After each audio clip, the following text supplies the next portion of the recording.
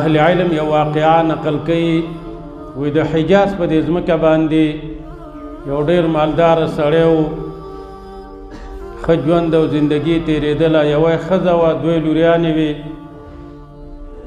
د عمر او د ورځو په تېرېدو سره دا سړی مړ شو، دا ښځه یې کونډه پاتې شوه سره د دوو لوریانو. هغه مال چې د خاوند نه پاتې شوی و، ښځې په هغې باندې ژوند او زندګي تېروله.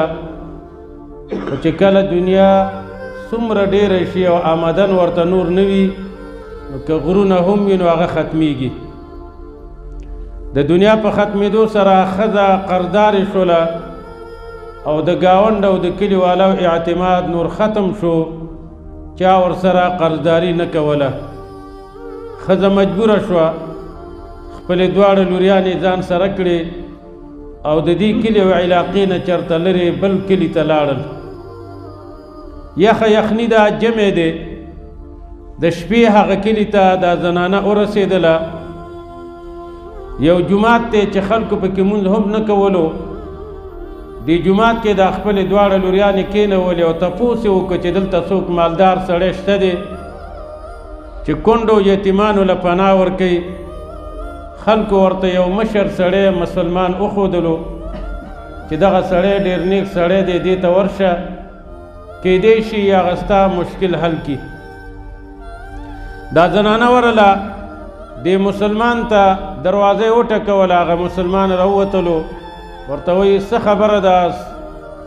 دا زنانه ورته وایي زه یوه کونډه د بل کلي نه راغلې مسافره غریبه او دوه لوریانې را سره دي یتیمانې، دغلته یو جومات کې مې کېنولي دي، مونږ له شپه راکه، ځای راله راکه، جامې او بستره او خوراک. دې مسلمان ورته ووی زه خو ستا په خولې باندې باور نشم کولی تر څو پورې چې ته یو دوه ګواهان پیدا کړه مسلمانان چې هغه ما ته ګواهي وکړي چې او دا ښځه کونډه ده او دا جنکۍ یتیمانې دي او دا غریبه ده، کیدی شي ستاسو بله مسله وي. دې زنانه ورته ویل دې کلي کې زه مسافر یم، څوک نه پیژنم، زه به تاله څوک ګواهان راولم، خو ما له شپه راکه، پناه راکه، امن راکه. دې مسلمان، دې عالم، دې شیخ د دې خپلې دروازې نه دا کونډه ښځه وشړله. ناامیده ماته شوي هغه انسان چې د هغې زړه مات شي، مات شوی زړه، دا زنانه د دې مسلمان د کور نه واپس لاړله. ګرځي یو نه تپوس کوي بل نه، چا ورته ویل دغلته یو مجوسي دی، مشرک دی، مسلمان هم نه دی، دې له ورشه کیدی شي ستا حاجت او ضرورت پوره کړي. دروازه یې وټکوله، مجوسي مشرک کافر د دروازې نه راووت. څوک یې؟ زه یوه کونډه یم، د بل کلي نه راغلی یم او شپه غواړم او یو دوه یتیمانې لوریانې را سره دي دغه جومات کې. کور ته دننه شو، دا کافر، دا مجوسي او خپله ښځه را بهر کړه، راویستله، ورته وویل چې دې کونډې سره لاړه شه او هغه دوه یتیمانې جنکۍ م راوله سره د خپلو جامو کور ته یې را داخلې کړه. زنانه ورسره لاړله او دغه دوه یتیمانې راوستلې، کور ته یې دننه کړي، ښایسته لباس جامې ورله ورکړي، ښه خوراک یې پرې وکړو او د سملاستلو ډېر ښایسته انتظام یې ورته وکړو. او دغه زنانه او دا یتیمانې ډېرې خوشحاله شوې، ځکه کوټه ګرمه وه، یخنۍ وهلې وې. دعا یې وکړله.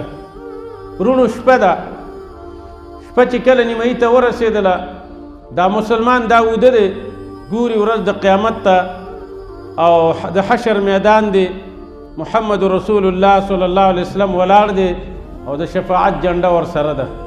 دا مسلمان ورغی، د الله نبي دی خواله چې کله ورسېد ګوري چې یو ډېره ښایسته بنګله ده.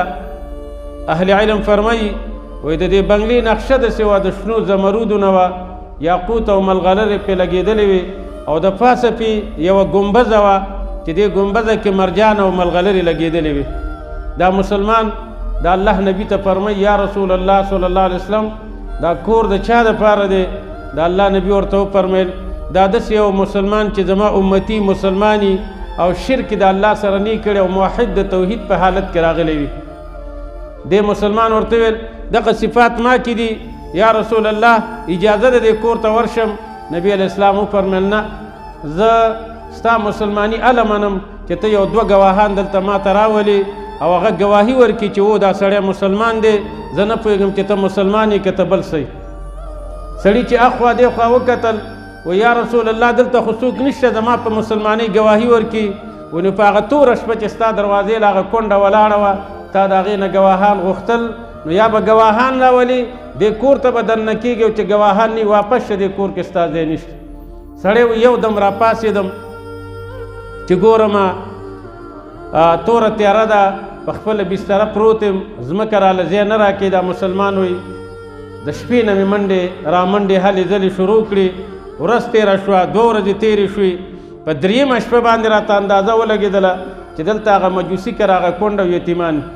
ورلم ماښام ماسوتن دې دروازه مې وټکوله، هغه غیر مسلمه راووتلو. ما ته ویل وروره خیر؟